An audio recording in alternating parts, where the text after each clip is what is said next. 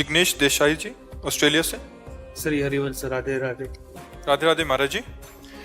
महाराज जी, मेरा सवाल है कि भक्ति के साथ आदमी को जिंदगी में सकारात्मक कैसे रहना चाहिए, जिंदगी में पॉजिटिव रहना कितना जरूरी है? भक्ति ही पॉजिटिव कर देगी, भक्ति ही पॉजिटिव कर देगी।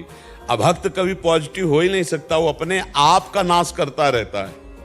जो अभक्त होता है, भगवान से विमुख होता है, जो नास्तिक होता है, जो नकारात्मक सोच होती है, वो अपना नाश करती है। दूसरे का नाश तो करती है, वो अपना नाश करती है। भक्ति ही सकारात्मक सोच है। ऐसा आप कह सकते हैं कि सकारात्मक सोच को ही भक्ति कहते हैं, या भक्ति का परिणाम ही सकारात्मक सोच है। आप इन दोनों को अलग करके ना देखिए। सकारात्मक सोच ही भक्ति का फल है, या भक्ति ही सकारात्मक सोच है, आप ऐसा समझ लीजिए। तो सकारात्मक सोच अगर लौकिक भोगों की मांग है, लौकिक भोगों की तरफ हम अधर्म पूर्वक बढ़ रहे हैं, तो भक्ति नहीं है।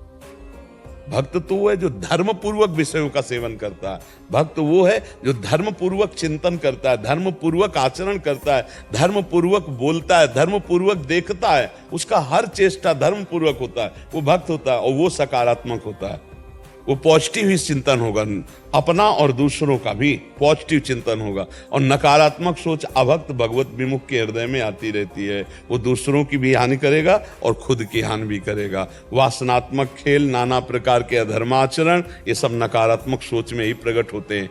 क्यों?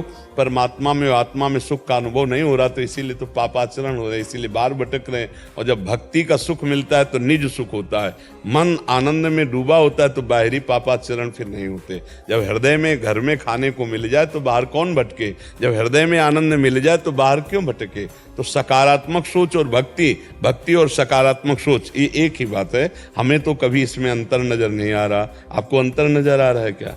करने पर कभी कभी भक्ति करते हुए भी मन अपना नकारात्मक विचार में चला। हाँ, तो अभी भक्ति रंग नहीं ला रही, अभी उस कोटि की भक्ति नहीं हुई। अभी अंतर पड़ रहा है नाम जप में, अभी अंतर पड़ रहा है आपके चिंतन में, आपके भजन में। अगर आप निरंतर भजन का अभ्यास करें तो सोच के लिए जगह कहाँ रह जाएगी? नकारात्मक सोच के लिए क्यों रह जाए? मेरा प्रीतम सर्वज्ञ है, वो मेरी हर बात जानता है और सर्वत्र है, तो मेरे पास भी है और सर्वशक्तिमान है, तो मुझे दूसरे से कोई चाह की जरूरत नहीं, वही पूरा करेगा। वो सर्वज्ञ है, सर्वत्र है, सर्वशक्तिमान है, फिर मुझे क्या चिंता करना, फिर मुझे क्या अपनी सोच करना? हमारे सामने जो कर्तव्य उसका हम पालन करते हैं, परिणाम महामंगलमय होगा, हमें चिंता नहीं करनी। जब आप उसको भूल जाते हैं तब आप सोच में उतरते हैं, और जब आप सोच में उतरेंगे तो आपकी सोच तो नकारात्मक ले ही जाएगी। जैसे पानी को कहीं भी छोड़ो वो नीचे ही जाएगा, अगर उसे ऊपर चढ़ाना है तो यंत्र की जरूरत है। अगर आपकी सोच को ऊपर ऊर्ध्वगामी भगवत भाव में करना है तो मंत्र की जरूरत है। नाम मंत्र भूले तो का हनुमंत विपत्ति प्रभु सोई, जब तो सुमिरन भजन नोई। फंसा देगा मन, नकारात्मक सोच में फंसा देगा। इसलिए हर समय राधा राधा जपो, हर समय कृष्ण कृष्ण जपो, हर समय राम राम जपो। जो भगवान नाम आपको प्रियो, नाम जप करो, खाली मत रहो। इसमें पैसा नहीं लगता, नाम में क्या पैसा लगता? अंदर हमारी सोच खाली ना रहे, क्योंकि अगर सोच खाली रहेगी तो संसारिक सोच आ जाएगी। नाम चल रहा है राधा राधा राधा राधा, कभी सत्संग सुन रहे हैं, कभी शास्त्र स्वाध्याय कर। अब हम जैसे कार्य में लगे तो नाम बीच बीच में बोलने में क्या जाता है? हर 5 मिनट में अगर एक बार राधा बोल दोगे तो आपका धीरे धीरे भजन 24 घंटे चलने लगेगा। क्योंकि एक बार राधा बोला, अगली बार 5 मिनट चूक ना जाए, इसलिए कई बार राधा निकल जाएगा। राधा बोलना है, 5 मिनट के बाद खाली नहीं होना चाहिए, हर 5 मिनट में एक बार राधा बोलना है, तो हर समय राधा राधा चलने लगेगा। आप नियम बनाओ, 5 मिनट में एक बार राधा, खाली नहीं जाएगा 5 मिनट, 5 मिनट 24 घंटे में खाली नहीं जाएगा। हर 5 मिनट में हम एक बार राधा बोलेंगे, ज्यादा कठिन नहीं है। 5 मिनट में एक बार राधा बोलना है, तो आप ये करके देख लो। अगर 24 घंटे के लिए मन न फंस जाए राधा नाम में तो हमें बताना। हर 5 मिनट में एक बार हमें राधा नाम बोलना है, हर 5 मिनट खाली नहीं जाना चाहिए, एक बार राधा बोलना है। तो आपका चिंतन बनने लगेगा कि 5 मिनट हुए कि नहीं, राधा बोलना है। तो कितने बार राधा आप बोल लेंगे 5 मिनट में, समझ रहे?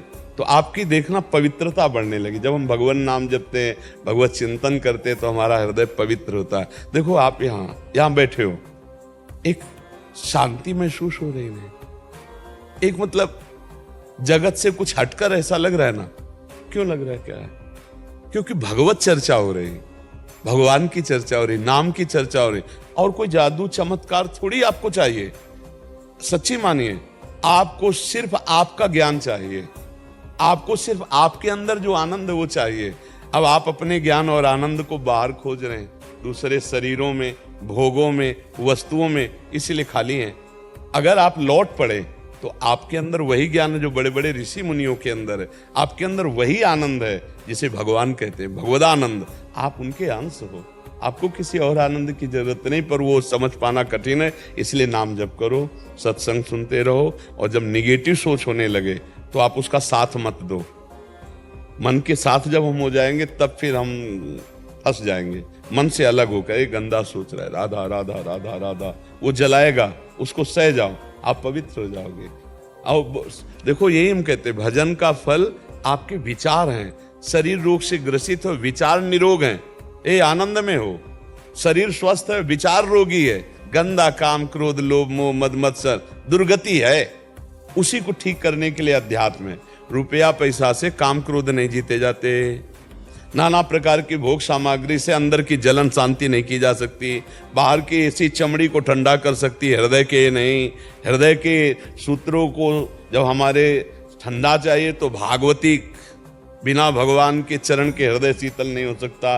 नहीं, ऐसे विचार, ऐसे सूत्र निकलते रहेंगे, हृदय जलता रहेगा।